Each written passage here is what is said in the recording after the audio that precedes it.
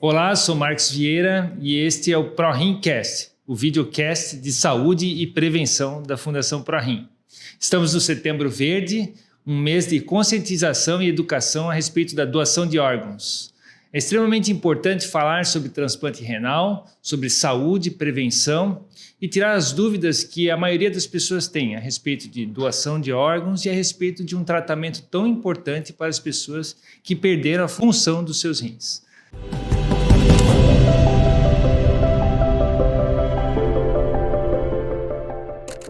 Estamos aqui hoje com uma mesa de especialistas que trará para nós mais informação e mais educação desse tema tão relevante.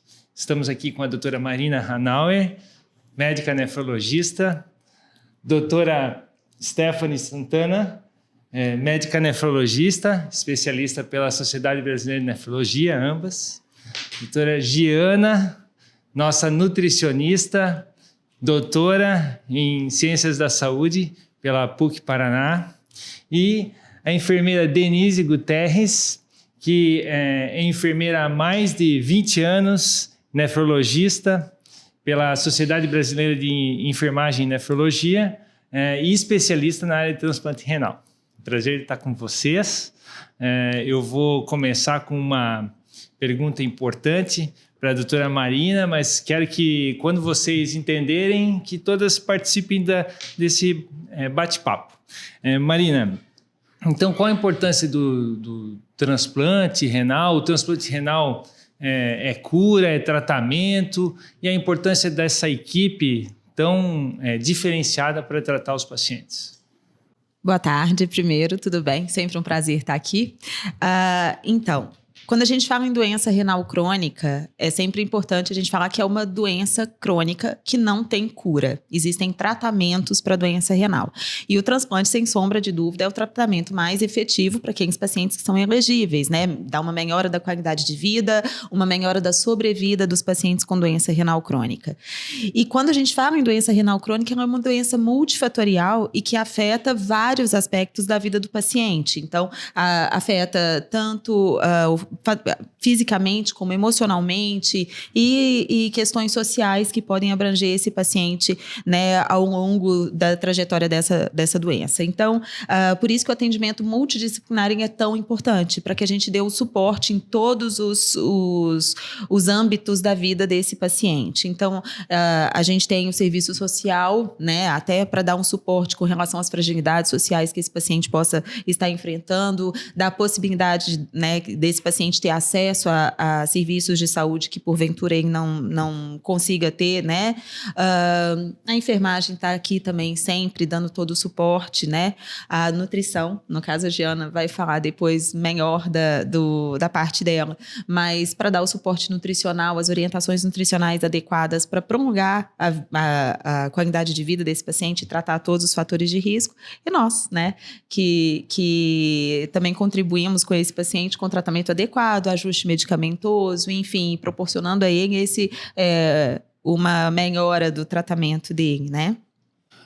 Doutora Stephanie, então o paciente tem doença renal crônica, faz hemodiálise ou diálise peritoneal, e aí ele busca uma nova alternativa de tratamento, que é o transplante. Como é que isso funciona? Ele pode também fazer transplante antes? Que é o transplante pré-emptivo, com doador vivo, ou também ele tem essa oportunidade de fazer uma avaliação antes. Como funciona isso? Ele está em diálise, como é que dá esse start para...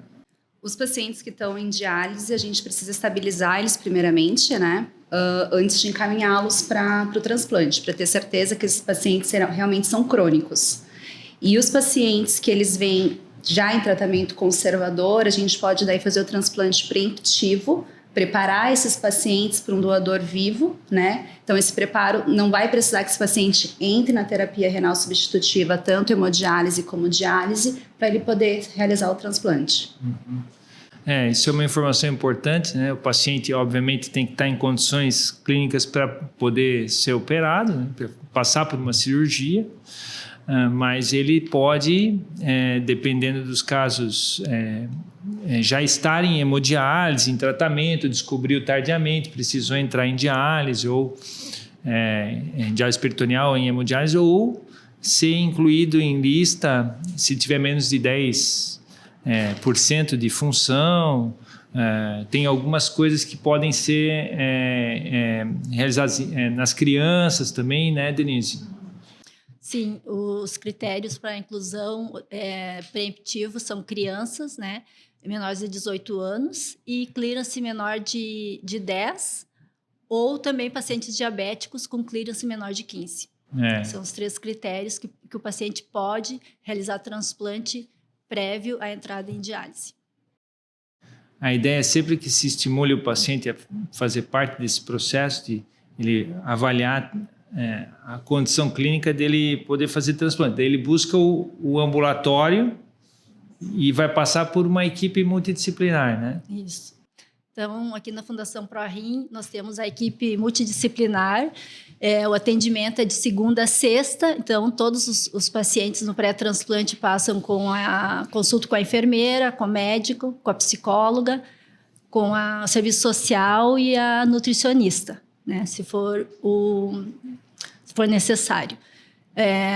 E para ser feito todo o preparo desse paciente para entrar em lista de transplante. Então, cada profissional atua na sua área, né, fazendo um complemento total que é para a chegada do transplante. Do ponto de vista nutricional, como é que é? Ele precisa estar já num estado nutricional melhor, ou ele, na verdade, vai ser avaliado ali, até muitas vezes o transplante pode ajudar nisso, né? Com certeza, mas como a gente parte do princípio que a maior parte dos pacientes, né, de um modo geral, estão em diálise, né, o paciente candidato a receber um transplante, eles passam pela rotina de atendimento nutricional da diálise. Então, todos os meses eles são acompanhados periodicamente com os exames mensais, o estado nutricional, a gente faz a avaliação sempre deles, né, com a avaliação subjetiva global e, enfim, demais parâmetros conforme necessário. Então, eles já são avaliados normalmente, né, na diálise, salvo algumas exceções quando o paciente precisa de uma indicação mais específica. Então, por exemplo, um paciente um pouco mais desnutrido, a gente precisa preparar ele melhor, até porque ele vai passar por uma cirurgia de grande porte, bem invasiva, então ele precisa estar com o estado nutricional mais adequado.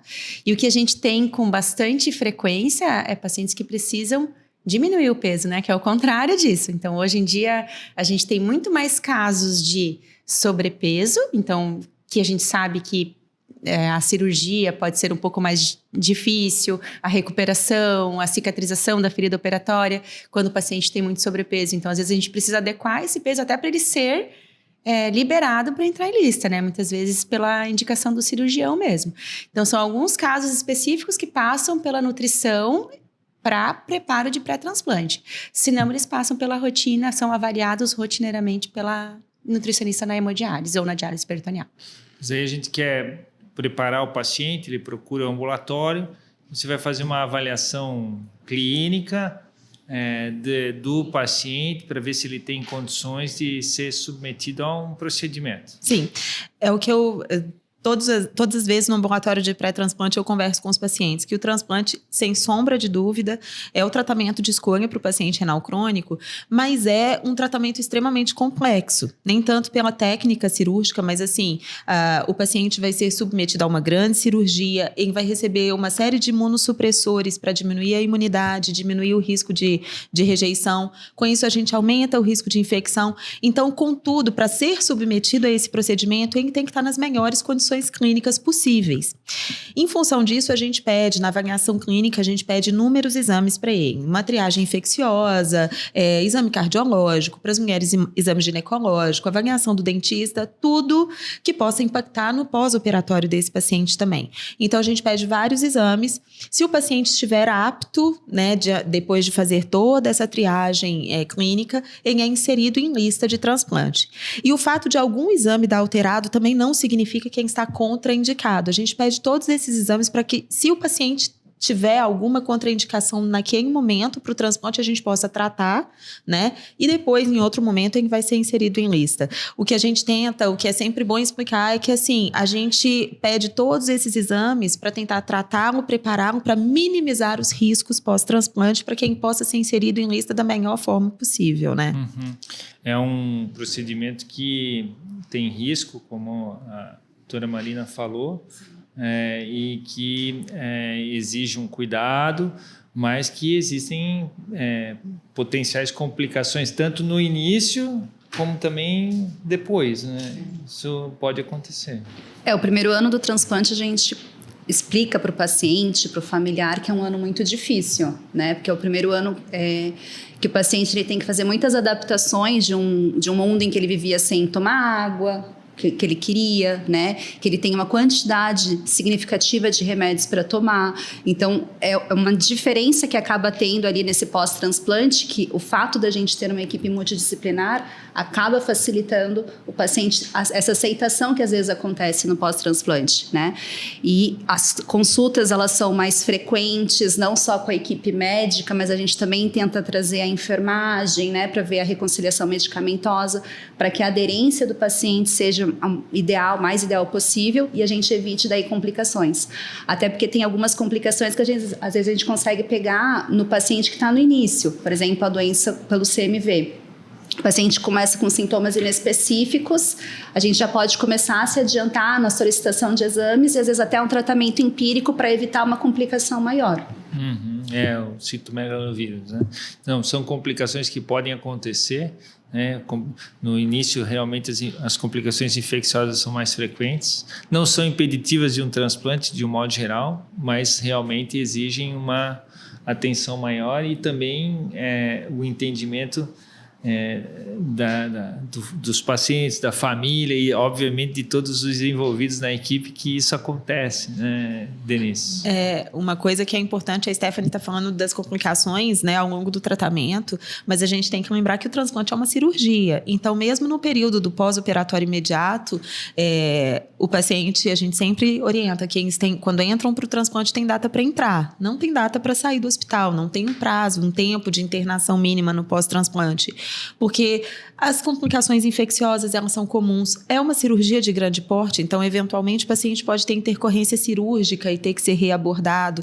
Então, tudo isso é preparado, né, Denise, no pré-transplante, para caso ocorra, é o que a gente fala, não é o que a gente espera que aconteça, mas pode acontecer e não é tão raro assim. Então, que o paciente esteja preparado, né?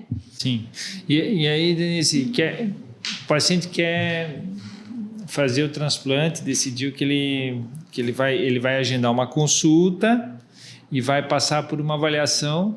Uma vez que ele está pronto, como é o processo? Ele faz um exame que vai ser avaliado a compatibilidade, a genética dele, né? Então, tem todo o nosso protocolo de exames, né, que o paciente realiza, como a doutora Marina acabou de falar, e quando ele está com esse protocolo pronto, nós encaminhamos para realizar os exames de compatibilidade, né, o exame do HLA e o PRA. Então, esses exames são realizados no EMOSC, aqui mesmo em Joinville, e esses exames de compatibilidade que vão determinar, né, quando o paciente vai ser, digamos assim, escolhido, chamado, né? Vai ser disponibilizado um rim para ele em função da compatibilidade, né? Porque sabemos que quanto mais compatível for um órgão com aquela pessoa, a chance de sucesso do transplante é maior, né? É importante a gente explicar sobre essa situação de lista, fila, para ter um entendimento importante de como é que é esse processo. Eu não sei quem vocês querem. A gente sempre traz para o paciente que não é uma lista, né, uma fila por ordem de chegada. Ela é uma lista por compatibilidade. Então, até no pré-transplante, a gente acaba trazendo essa palavra para eles não falarem em fila, porque a fila traz a impressão de ordem, né?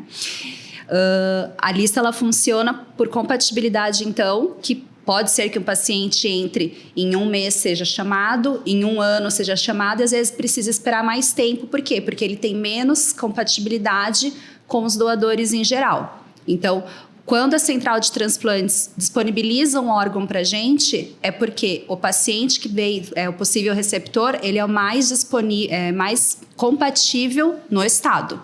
Então, a chance desse transplante ser sucesso é para esse paciente. Então, existe na lista daí essa ordem de pacientes com maior compatibilidade. E ela vai daí seguir essa ordem, né? E tem os critérios também de compatibilidade, né, que é muito importante. O primeiro é a tipagem sanguínea, né, e depois o exame do HLA. Então, que são os primeiros critérios que vão triar quem seriam os pacientes mais compatíveis para receber um órgão. Quando a gente fala do HLA, né, acho que a grande maioria não entende o que é isso, mas o HLA, a doutora Luciane Deboni, nossa preceptora, coordenadora, ela sempre ensinou de uma forma muito simples, que o HLA é o antígeno leucocitário humano. Cada um de nós tem um, é como se fosse o nosso código de barras, né? Então, cada paciente tem um código de barras, que é esse HLA, né? E quando um rim é disponibilizado, o que vai ser testado? Vai ser testado esse códigozinho do rim, né? O HLA, que é o códigozinho de barra do rim, vai ser testado com os possíveis receptores. E vai receber esse rim quem tiver esse códigozinho mais parecido, mais compatível.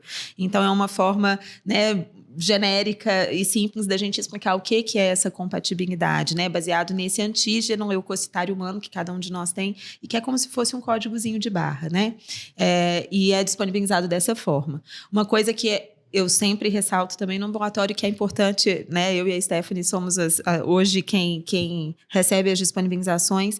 Não existe forma de manipulação dessa lista também quando a gente recebe uma disponibilização. Então, por exemplo, se hoje for disponibilizado um rim para determinado paciente, a gente não tem como, não existe forma da gente falar, esse paciente hoje, esse rim para ele não, mas vamos passar esse rim para Dona Maria? Não existe. Se por algum motivo a gente nega um rim para algum paciente, ou porque o paciente não tem condições, ou porque aquele rim tem alguma alteração que a gente julga não ser interessante aceitá-lo, esse rim volta para a central e a central vai disponibilizar para o segundo mais compatível.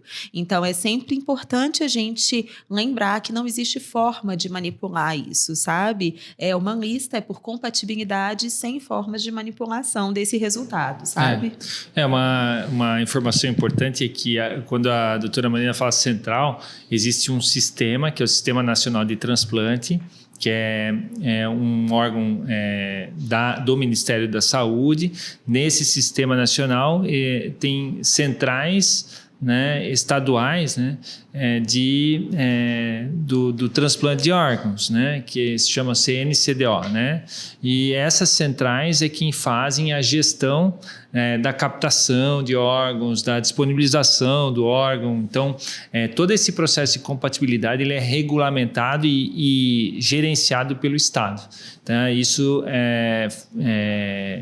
foi feito em 1997 e a partir dali trouxe uma maneira de se trazer segurança em todo esse processo, ordenamentos, para que desse ainda mais seriedade ao processo do transplante. E o Brasil hoje é um exemplo nisso, né? O Brasil é um país que transplantador, precisa fazer, obviamente, desenvolver ainda mais toda a política de transplante, mas hoje no Brasil a gente faz em torno de 6 mil transplantes, o ideal seria fazer pelo menos 12 mil transplantes por ano, né? Mas tem uma série de problemas para conseguir fazer isso, né? Como disponibilização de órgãos, como o processo de ampliação desse processo em todo o Brasil. Então, tem várias outras coisas, mas a gente vai falar aqui um pouco mais sobre o transplante. Quando a gente faz o transplante, então, Giana, você falou de antes do transplante. Mas depois do transplante, a doutora Stephanie falou aqui que o paciente passa a tomar uma série de medicamentos, várias coisas que podem acontecer, né? O que tem a ver com a alimentação do paciente que pode acontecer aí?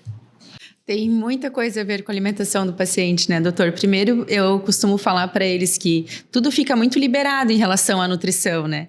Que eles chegam no consultório, principalmente na primeira consulta pós, Que eles falam que não tem comida que chegue, né? Eles sentem muito apetite, geralmente, claro, né? Sempre tem as exceções, mas numa grande maioria, o apetite aumenta consideravelmente. Isso se deve a inúmeros fatores, não só pelos medicamentos, porque eles chegam... Muita gente, né, acha que tudo é culpa do medicamento, não é bem assim também, né? As pessoas estão muito restritas ao leite, em casa, não podem sair, a dieta está muito mais liberada, eles não ficam mais urêmicos, né? Estão se sentindo bem melhores, não tem mais, né, aquele hálito urêmico, então a comida fica mais gostosa. Então, inúmeros motivos pelos quais aumentam o apetite. E isso é bom? Não é para achar que é ruim. Ter apetite é muito bom, né? Só que, claro, nosso maior problema acaba sendo o ganho de peso no pós-transplante. E a gente já tem aí uma série de comprovações que esse aumento de peso rápido no pós-transplante pode até diminuir, né, a vida útil do enxerto e tudo. Então, a gente precisa cuidar com isso. Mas não é muito diferente do que a gente falaria para qualquer outra pessoa. Era uma alimentação saudável, a gente só não pode ter os exageros, né, que geralmente se tem nessa fase. E alguns outros problemas em relação a doenças crônicas não transmissíveis que podem aparecer, né? Isso tem, sim, muita ajuda aí dos medicamentos, né? Como o aparecimento do diabetes, uma dislipidemia, mas que a gente consegue com uma alimentação adequada ou conforme, né, o passar, né, o andamento do transplante, o estado clínico, a introdução de alguma atividade física, a gente consegue regularizar e a vida dele passa a ser uma vida normal, como a gente fala, é a alimentação de quem se ama, né? É a mesma coisa, né? Independente de ser transplantado ou não. Então, na verdade, a dieta praticamente tem uma liberação, mas com cuidado. Com prudência, como todos nós deveríamos fazer. A mesma coisa. Eu não posso comer todo o chocolate que eu gostaria de comer todos os dias, né? Acho que a gente tem que ter um pouco de bom senso, assim como eles têm que ter. E... Claro, no começo, nós baseamos a orientação mais específica para o pós-transplante recente em relação à contaminação, à segurança alimentar. Como os medicamentos, né, eu costumo falar de uma forma mais lúdica, né, deixa os teus anticorpos dormindo para não entender que esse rim é um órgão estranho, eles não combatem o rim, mas não combatem nenhuma outra bactéria ou vírus que eles entrem em contato. Então, às vezes, alguma coisa que fazia bem antes ou que não fazia mal, hoje poderia. Então, a gente cuida muito com essa parte da segurança alimentar, com os crus, com os hortifrutis, principalmente, de não comer nada cru nesse começo, até se sentir, né, as dosagens estarem um pouquinho mais baixas, os medicamentos, o paciente já estiver um pouquinho mais recuperado, um pouquinho mais forte, aí a gente vai introduzindo. Mas, basicamente, o começo, as orientações de começo é isso, além de reeducação alimentar, a privação dos hortifrutis, dos crus mesmo, no primeiro mês, ali, nos primeiros 30 dias. Mas depois bom senso, alimentação saudável.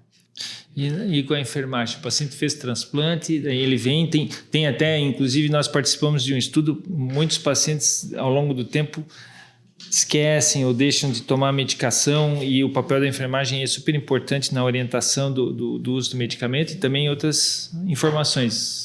Então, acho que tem 2 cuidados primordiais no pós-transplante que nós orientamos muitos pacientes, que são em relação ao uso correto e regular de todos os medicamentos. Todos são importantes, não só os imunossupressores, né? Mas ele tem que conhecer, o paciente tem que conhecer cada medicamento e sua função, o horário que ele deve tomar e que é para o resto da vida, né? Porque muitos acham que vão tomar por um período e depois não precisam mais tomar o medicamento, né? E nós já temos experiência de vários pacientes que testaram suspender o remédio, vários, digamos, porque a gente já está em 2.000 transplantes, né? Então, alguns já testaram e viram que não deu certo, né? Que voltaram para diálise. Então, o cuidado com o medicamento é primordial, né? Tomar corretamente e para sempre. E outro cuidado que eu sempre falo para eles, que é muito importante, são as consultas de pós-transplante, né? Porque na consulta de pós-transplante sempre vai ser avaliado como é que está a função renal e o nível do imunossupressor, né? Que é muito importante avaliar em função de se ele estiver com a imunossupressão baixa, tem o risco de rejeitar o órgão. Se estiver muito alta, tem um risco maior de infecções, né? Então, isso aí tudo o médico vai avaliar durante a consulta e no início do pós-transplante, que as consultas são mais frequentes, é onde há a redução dos imunossupressores, né, doutora? Então, aí que não tem porque o paciente está faltando as consultas, né? Se ele faltar, a imunossupressão pode estar baixa ou pode estar alta e ele não tem sintoma nenhum, né? Quando ele vem, pode estar com a creatinina alterada. Então, as consultas e os imunossupressores, então a gente frisa muito na consulta de enfermagem que ele precisa cuidar muito, muito, muito, né? Sempre. É o cuidado contínuo da vida dele, né? Fora os demais cuidados, né? Que a Gi já falou alguma coisa, a prática de atividade física também é muito importante. Quando é liberado, né, do cirurgião. Mas é que a gente costuma falar que não tem receita de bolo, né? Seria bom se tivesse receita de bolo. Você vai transplantar, depois de tantos dias vai tomar tanto desse, tanto daquele e tanto daquele outro. Porque se eles começam a se comparar, né? Não tem como comparar um transplantado com outro transplantado, né? Então, não tem como, mas eu já sou transplantado há 1 ano e tomo 10 desse. Por que o outro toma 1? Porque você precisa de 10 e o outro precisa de 1, enfim, né? Então, esse cuidado também que tem que ter, porque às vezes a gente acha que põe no Google, né, e vai ser assim. Não vai ser assim, né? Não tem receita. Cada um reage de uma forma e tem que tomar os medicamentos conforme a enfermagem concilia e os médicos prescrevem, porque é aquilo que o paciente precisa. É individualizado, né? Individualizado. Muito individualizado. E acho que essas comparações que elas acabam trazendo prejuízo para o paciente, né? Quando a gente firma para eles que cada paciente tem um histórico de doenças, como foi o transoperatório dele, né? Com as condições do doador também. Mas acho que no pós ali que a gente acaba pregando muito, tentando trazer também a família para dentro, para trazer a responsabilidade não só para o paciente, mas para o familiar também e a compreensão do porquê que você está usando essas medicações. Por que é importante usar o corticoide, que todo mundo fala que vai engordar? Por que eu tenho que usar o resto da minha vida? Né? Por que a gente vai entrar com uma simvastatina? Por que a gente vai entrar com um AS? Então, quando a gente traz o paciente e a família para dentro do consultório e explica para ele, é por isso que a gente está entrando, a gente consegue um paciente que ele é mais aderente, né? Óbvio que às vezes a gente tenta fazer mudanças de estilo de vida primeiro, antes de entrar com a medicação, vamos colocar não só remédio, mas eu acho que isso é parte da adesão dele, que também vai refletir depois na qualidade, né? Como vai ficar esse enxerto. Mas acho que essa compreensão que o paciente tem de por que eu estou tomando, por que às vezes eu posso ir viajar, mas eu vou levar minha medicação junto, eu vou sair num jantar, mas eu vou levar minha medicação no bolso, é o mais importante que vai fazer a diferença para ele. Hoje tem até aplicativos, se ele quiser, ou botar um alarme no telefone para ele. Exatamente, né? Exatamente. E acho que trazer a responsabilidade não só para o paciente, né? Porque envolve toda a família. A gente sabe que não só na hemodiálise, na diálise peritoneal, outras pessoas também têm que estar envolvidas, né? Então, às vezes, a gente tem um paciente que tem um companheiro, um familiar, um filho que vem junto na consulta e, às vezes, a gente pega no consultório, no ambulatório, que ele fala, o pai tá estranho, eu não sei dizer o que ele tem. E a gente vai ver, ele realmente já tá tendo alguma coisa. Porque foi o familiar que diz, e às vezes o paciente, para ele traz, não, tá tudo bem. Né? Então, trazer a família para poder melhorar essa adesão também é bem importante. Cria um círculo de cuidado, né? Uma rede de apoio. É extremamente importante ter o vínculo da confiança, né? Do apoio, dessa interação entre equipe, paciente, família, porque isso realmente faz com que o tratamento tenha uma maior chance de sucesso, menores complicações e, obviamente, um cuidado integral do paciente, que no final a gente quer que o paciente esteja bem, né? Acho que outra coisa muito importante também, o paciente não ficar dependente do familiar, né? Tem alguns que, eu não sei o que eu tomo, a minha esposa que sabe, né? Sim. Geralmente são mais os homens que a gente percebe nas consultas. Então, a gente sempre frisa a necessidade dele saber a quantidade de medicamentos e quais medicamentos que ele utiliza, né? Porque se a esposa for sair, acontecer alguma coisa, ele não vai saber se virar com os imunossupressores, com os medicamentos que ele toma. Então, ele também tem que ser conhecedor dos medicamentos que ele utiliza, o horário que ele tem que tomar, e o familiar também é muito importante saber, como a doutora falou. Né? Porque às vezes o paciente vai internar, tá sem a receita, né? Às vezes vai para um serviço que não é o nosso. Então, o paciente às vezes ficar uma semana sem a medicação ou tomando a mais do que ele tomava, vai fazer diferença, né? Existem uma série de riscos, né? Vocês falaram aqui sobre riscos de infecção, rejeição. Então, a gente falando isso tecnicamente traz também uma sensação, às vezes, de medo, né? E aí a Rosa, que é psicóloga, ela teve aqui semana passada, no último programa, né? Mas assim, isso não é impeditivo de se realizar um transplante. Como é que é, doutora Marina? A gente sempre orienta o paciente porque risco existe, né? Mas, de toda forma, risco existe até da gente atravessando a rua, né, doutor? Não resta o menor, a gente não pode se limitar pelo medo, né? E a taxa de sucesso de transplante ela é muito mais alta. É óbvio que o paciente tem que saber os riscos que ele corre, os riscos cirúrgicos e tudo, mas hoje, e a gente já viu, né, essa estatística, o sucesso do transplante corre em torno de 90% a 95%, né? Então, a gente tem uma taxa de sucesso com o transplante renal muito maior do que de insucesso, né? Então, o medo ele não pode ser impeditivo para o paciente justamente por isso. E esse preparo todo que a gente faz no pré-transplante é justamente para minimizar os riscos pós-transplante, né? O que talvez seja importante é que as pessoas saibam também, assim, existem, infelizmente, situações que não são possíveis de se realizar um transplante. Uma doença cardíaca grave, por exemplo. Sim. Um câncer. Por exemplo, a idade não é impeditiva de transplante, né? A gente tem pacientes com 80 anos que a gente já transplantou, mas o histórico que esse paciente traz, às vezes o paciente de 40, 30 anos, ele já não vai conseguir transplantar porque ele tem uma anatomia que não permite, né? Então, cada paciente a gente acaba avaliando de uma forma.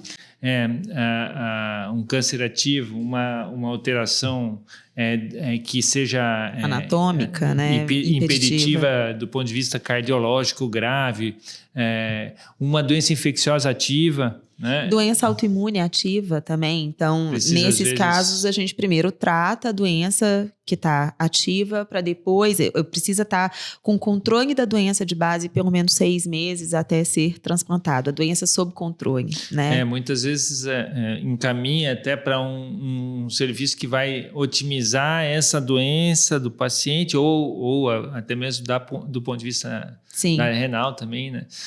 E depois vai se reavaliar para poder realizar o transplante. Né? Alguns exemplos, assim, só para deixar ilustrado. Às vezes, paciente que tem algum histórico de câncer de mama nas mulheres, tem que ter finalizado o tratamento e estar sem recidiva da doença por pelo menos 5 anos, para que depois comece o protocolo para ser inserido em lista, né? Os homens, câncer de próstata, pelo menos 2 anos de tratamento sem recidiva da doença para ser inserido em lista.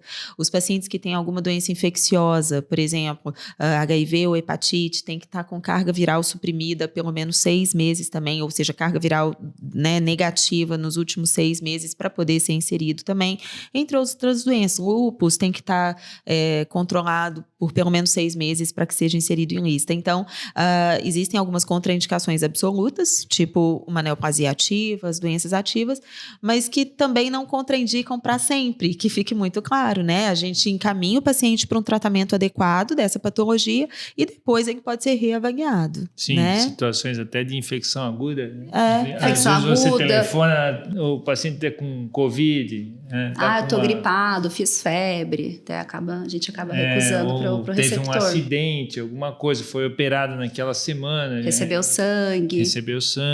Outro ponto também impeditivo. é a paciente psiquiátrico, né? Que às vezes a gente tem também o apoio da psicologia para poder acompanhar esse paciente, mas ele precisa estar com a doença controlada, né? Com acompanhamento psiquiátrico e liberado para poder entrar em lista. E isso aqui também é importante que a gente fale que nada disso é restritivo a você fazer uma avaliação pré-transplante. Isso é importante, né, Denise? Com certeza, né? Para isso tem nosso ambulatório de pré-transplante, né? O paciente tem o desejo de realizar o transplante, ele pode agendar consulta no nosso ambulatório e passar por avaliação da equipe. E se for contraindicado no momento, ou, né, o médico vai passar para o paciente a contraindicação, qual foi o motivo e se é temporária ou não, né? Então, é importante para conhecer o tema, né, do transplante, qual seria o tratamento e riscos e benefícios, e tem indicação, o lugar é no nosso ambulatório de transplante, né? Ele vai esclarecer todas as dúvidas. O transplante é o melhor tratamento, quando, obviamente, de sucesso, é o melhor tratamento e traz qualidade de vida ao paciente. Giana, até você estava falando das possibilidades de se alimentar, de uma alimentação mais livre e tal, e me marcou muito uma vez uma paciente falou que ela tomava gelo para diminuir a sede, e aí, a partir dali do transplante, ela pôde tomar mais água. Né? E isso é uma característica assim, que traz muita alegria aos pacientes, né? Muito conforto, né? Porque é algo que ele não podia, e na verdade é uma das coisas em relação à ingestão que mais eles anseiam, né, no pós-transplante, que é o tomar líquido de uma forma mais liberada. Então, depois do transplante, a ideia é que se tome bastante água, né? E o que acontece muitas vezes, aí a Rosa já explicaria aqui que é o proibido, que é o bom, né? Que às vezes na diálise, eu preciso tomar água e não pode. Daí chega no pós-transplante, agora eu tenho que tomar água e não consigo. Né? Mas a água é completamente liberada, inclusive deve ser extremamente estimulada, né? Tem que tomar bastante líquido, como todos nós devemos tomar. Então, agora nós estamos no Setembro Verde. Setembro é o mês de conscientização sobre doação de órgãos, né? Então, tema extremamente importante. Então, vamos falar sobre isso. Como é que é esse processo de doação de órgãos daquela pessoa que veio a falecer, uma doação porque pode ser doador vivo ou doação de doador falecido, né? Para quem é mais tecnicamente falando, né? Doação em vida. Vamos explicar depois. E essa situação da doação a pessoa veio a falecer, morreu, teve diagnóstico de morte. Como é que é esse processo? Então, os hospitais, eles têm um comitê chamado CIDOT ali, que é responsável por... acho que de uma maneira triar os possíveis doadores, né? Então, o paciente ele tem que estar em morte encefálica, que a gente fala, né? O corpo ainda está, né? O coração ainda está batendo e tudo, mas ele está em morte encefálica. Isso pode acontecer, seja por um acidente de trânsito, um trauma, né? Que aí o paciente faz uma morte encefálica, ou pode ser um quadro de um AVC, um derrame, né? E o paciente entra em morte encefálica. Existe toda uma equipe capaz de avaliar esse paciente. Então, primeiro ele tem que passar por inúmeros exames para poder garantir que ele está em morte encefálica, que esse cérebro não está funcionando mais. Então, são exames que são feitos com intervalos de tempo de pelo menos 6 horas. A partir do momento que é feito o diagnóstico da morte encefálica, a equipe da CIDOT, dos hospitais, vai abordar esses familiares com relação à possibilidade de doação de órgãos. Por isso que é tão importante que cada um de nós fale para suas famílias, converse com suas famílias, né? Sempre mostre o desejo de ser doador. A partir do momento que a família, e dentro dessa equipe, dessa CIDOT, não pode um médico da equipe transplantadora estar dentro dessa equipe, envolvido. Ele não pode ser aquele que vai dar o diagnóstico da morte encefálica. Para né? mostrar a exatamente, do processo. Que é um processo, né, separado ali. Então, a partir do momento que a família decide doar o órgão, aí sim, esse paciente vai ser preparado para cirurgia de captação de órgãos. Uma outra equipe vem para poder captar esses órgãos e encaminhar para a central de transplante, né, que é o que a gente estava falando, para fazer os exames de compatibilidade. E a gente tem a possibilidade de doador vivo também, né? O doador vivo pode ser tanto um familiar, né, que tenha o desejo de doar esse órgão, e pode ter um doador vivo, que aí a gente chama de doador vivo relacionado, que é um familiar até 3º grau, né, que daí pode ser o doador, e aí vai se disponibilizar e vai fazer os exames de compatibilidade para ver se ele é um possível doador, ou doador vivo não relacionado, quando é um amigo, alguma coisa assim. Entretanto, quando é um doador vivo não relacionado, quando não tem nenhum grau de parentesco, tem que ter uma autorização judicial para que esse transplante seja realizado, até para não denotar nenhum comércio do órgão mesmo. Então, para confirmar a idoneidade do procedimento, né, do processo todo. Isso aí. a idoneidade. Pode ser doado os rins, o pulmão, o coração, o pâncreas, o intestino, córnea, os tecidos, né? Então, uma pessoa que venha doar vai beneficiar muitas pessoas, muitos pacientes, né? Então, tem a importância também de se falar sobre isso em casa, né? Com certeza, né?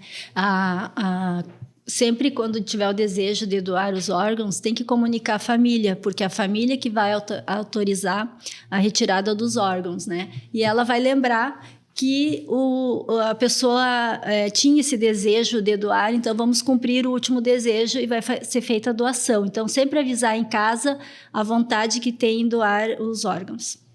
Isso é extremamente importante. O CNJ fez uma regulamentação, agora você pode assinar num local, um site, que você tem o desejo de ser doador, mas é importante a autorização. Lá no momento vai ter o momento de autorização familiar, que a equipe de transplantes, a equipe de captação, não a de transplantes. A de captação. Em captação vai abordar a família a respeito disso, né, doutora?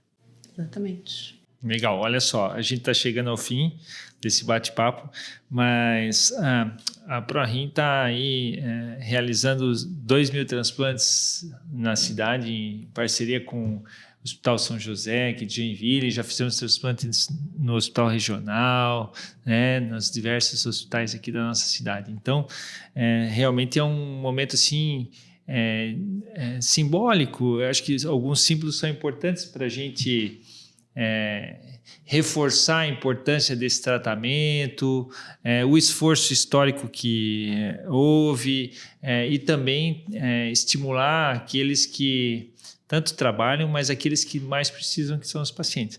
Então, eu queria que vocês deixassem uma mensagem final aí, cada um de vocês, por quem que eu vou começar pela doutora Marina. Então, meu Deus!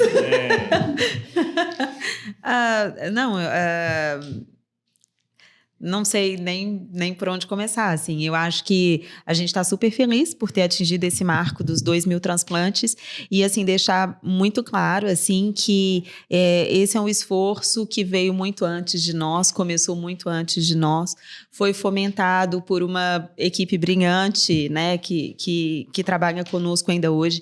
A gente precisa, né, valorizar a doutora Luciane Deboni, que é nossa nefrologista da instituição, especialista em transplante, e que tanto trabalhou para que isso acontecesse. Então, a gente fica muito, muito, muito feliz com isso. Desculpa, gente, mas a gente fica muito feliz e eu tenho muito, muito... uma das coisas que eu mais me identifico com a Fundação é justamente isso. Nós trabalhamos todos em prol do paciente, tentando levar o melhor tratamento, um tratamento individualizado, um tratamento humanizado. Então, eu fico muito feliz de ter toda essa equipe brilhante trabalhando conosco. E fico muito feliz com esse marco e gostaria muito de dedicá-lo a todos aqueles que trabalharam em função disso, hoje, especialmente para a doutora Luciane, esse marco. Legal, muito bonito, parabéns aí. Realmente, um abraço na doutora Luciane, né, que está aqui sempre fazendo a diferença. Sim. Nossa mente brilhante. Denise. Então, eu muito feliz em fazer parte, né, dessa vitória, né, dos 2.000 transplantes. Eu já estou aqui há algum tempo, então ver tantas vidas transformadas pelo transplante, né? Então, tantas pessoas já passaram, tantos funcionários, né, a equipe, médicos todos, muita gente que já trabalhou desde 78 até agora, mas são muitas vidas transformadas com transplante renal, né? Então, fico muito feliz por fazer parte dessa equipe e vamos em frente para tentar trazer mais pacientes para fazer o transplante, porque melhora a qualidade de vida deles muito, né? E a sobrevida. Tem muito sucesso o transplante, então é isso que eu deixo, né? Que as pessoas reflitam sobre o ato de doar, né? Que doar salva vidas. Muito bom. Não, é uma delícia trabalhar com pós-transplante, né? Porque parece que a pessoa ganhou realmente uma vida nova, né? Inclusive, as pessoas que transplantam, elas dizem que a data do transplante é um novo dia de aniversário, uma nova data de aniversário.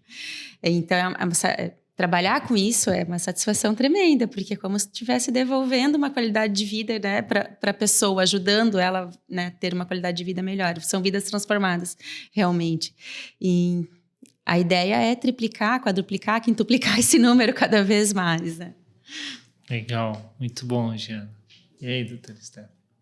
A gente que acompanha os pacientes, não só no pós-transplante, mas em todas as outras modalidades, acaba vendo quão difícil é a vida do paciente renal crônico, né? O quão isso envolve não só o próprio paciente, mas as famílias também. Então, acho que essa oportunidade que a gente tem de disponibilizar aqui na Fundação é muito importante, porque a gente sabe o quanto isso é transformador na vida, não só do paciente, mas das famílias, né? Trazer esse paciente de volta para a sociedade, para trabalhar, né? Poder desenvolver as atividades plenamente.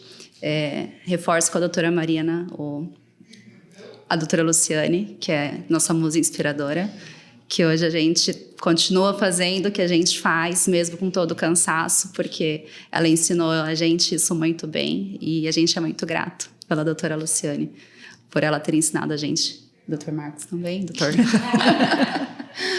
Mas é isso. Legal. Então, realmente é uma data simbólica, um número simbólico, né, que realmente nos deixa muito felizes, né? Muito felizes, porque eu vejo o quanto essa equipe se dedica todos os dias e se esforça em fazer a diferença na vida das pessoas e o quanto essa equipe é envolvida em fazer o bem, né? Esse que é o principal objetivo, né? Então isso realmente deixa muito feliz e aqui todos buscamos falar também dos nossos pacientes, porque realmente é um esforço enorme também deles, da família deles, né? de superação, de chegar nesse momento e realizar um tratamento tão importante, né? Que também vai ser para o resto da vida.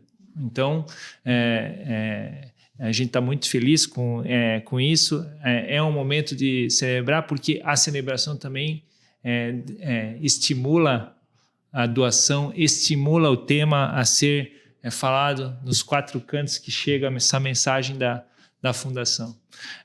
Então, eu só tenho a agradecer a toda a nossa equipe, desde o Dr. Aloysio e a equipe que fez o primeiro transplante, o Dr. Hercílio, que depois foi a São Paulo aprender transplante, voltou e estimulou e ampliou, junto com a equipe a fazer ainda mais. A doutora Luciane depois veio aí também e fez a diferença, e depois foram vindo tantas outras pessoas e ajudando a fazer o transplante ser esse serviço diferenciado e ajudar tantas pessoas. Então, fica aqui o nosso agradecimento a toda a cidade de Joinville, a todo o estado de Santa Catarina, a todas as pessoas que ajudaram a esse serviço funcionar, né? Nossa sociedade como um todo fazendo a diferença.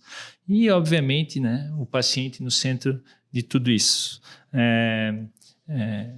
Então, muito obrigado. Obrigado aqui, vocês são o símbolo disso, né, dessa vitória aí, dessa equipe.